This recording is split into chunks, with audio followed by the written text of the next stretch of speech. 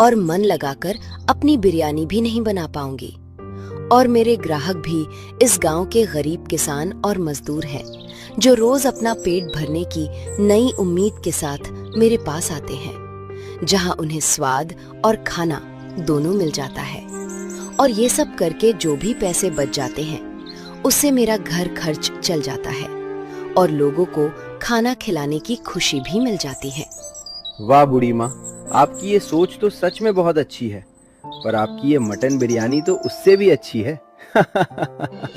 ऐसे ही रोज लोग आते, मटन बिरयानी खाते और बूढ़ी माँ की तारीफ करके चले जाते।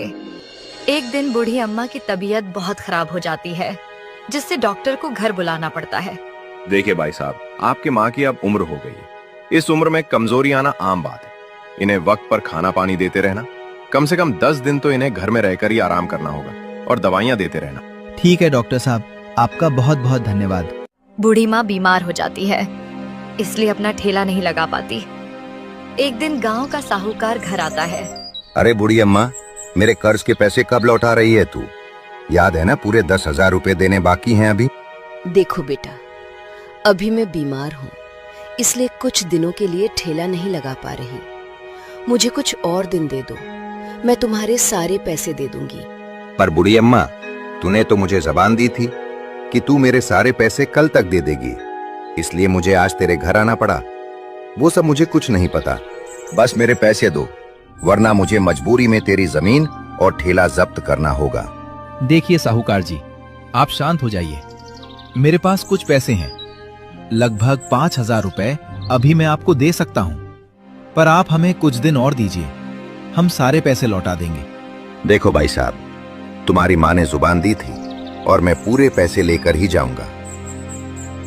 देखिए साहूकार जी, आप एक काम कीजिए, हम आपको 10,000 के बदले 11,000 दे देंगे, पर कुछ और दिन दीजिए, आपके पैसे जल्दी दे देंगे। वाह, ये आदमी तो फायदे की बात कर रहा है। 10 की जगह 11,000 मिल रहे हैं। ठीक है, अगर तुम लोग इतनी विनती कर रहे हो तो तुम्हें 2 हफ्ते का समय देता हूं, पर 2 हफ्ते में मुझे सारे पैसे नहीं मिले तो मैं घर पर पूछने भी नहीं आऊंगा और ठेला और जमीन लेकर ही जाऊंगा, समझ गए? ऐसा बोलकर वो साहूकार वहाँ से चला जाता है। बेटा पंकज, हमारे पास पूरे 10,000 नहीं थे और तूने उसमें 1,000 और जोड़ दिए। इतने सारे पैसे कैसे दे पाएंगे?